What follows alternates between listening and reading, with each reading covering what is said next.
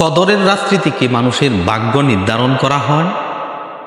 মানুষের ভাগ্য, এই যে মানুষের লাক, মানুষের যে ভাগ্য, এটা তিনভাবে আল্লাহ রব্বুল আলামিন মানুষকে দিয়ে থাকেন। একটা হলো মানুষ সৃষ্টির 50,000 বছর আগে আল্লাহ রব্বুল আলামিন লৌহে মাহফুজে প্রত্যেকটা মানুষের তাকদীর ওই জায়গার মধ্যে লিপিবদ্ধ আছে।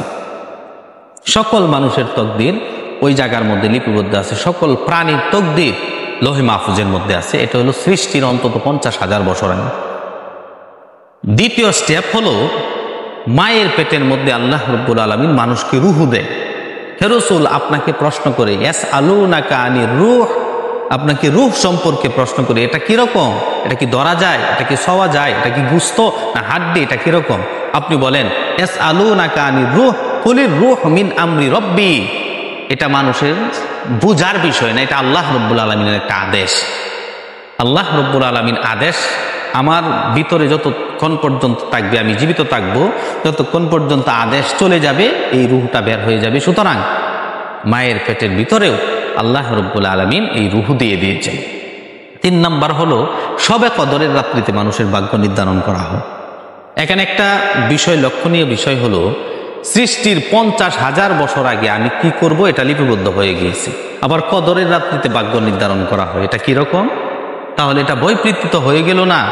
আসলে এটার মধ্যে কোনো সমস্যা নাই। অর্থাৎ একটা মানুষ 50 বছর 100 বছর যদি দুনিয়াতে লাইফ লিভ করে বেঁচে থাকে, সে কি করবে, কি খাবে, কার সাথে বিবাহ হবে, কোন সময় মারা যাবে, দুনিয়াতে কিভাবে চলবে, এটা 50,000 বছর আগে লিপিবদ্ধ হয়ে গিয়েছে একসাথে। আর কদরের রাত্রিতে যে ভাগ্য নির্ধারণ করা হয় সেটা হলো 1 বছর ওই বান্দা কি খাবে, কি আমল করবে, কতদিন বাঁচবে, 1 বছরের ভিতরে বান্দা যেই কর্মকাণ্ড করে থাকে 1 বছরের ভিতরে কি হবে না হবে কদরের রাত্রিতে সেটা লিপিবদ্ধ করা হয়।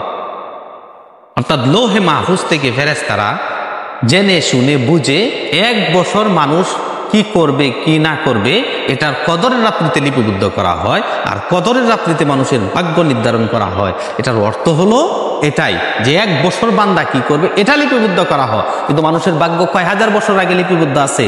অন্তত 50,000 বছর আগে।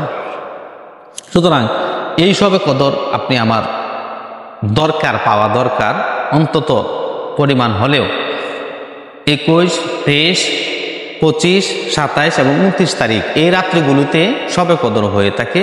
অর্থাৎ রমজানের শেষ দশকের বেজুর রাত্রিগুলো।